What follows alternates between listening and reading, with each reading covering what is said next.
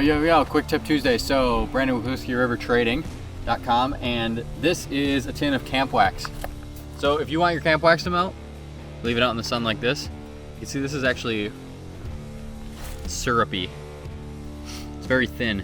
So, it's ready to use then. A lot of guys in the winter will set it next to their campfire and let it warm up, but you can go ahead and apply it right here to your handle, or boots, or hands, anything. So it comes in as a hard beeswax based coating, but it goes on super nice when you warm it up. So that's it for Quick Tip Tuesday. Check it out. Check us out next week. Be good, guys.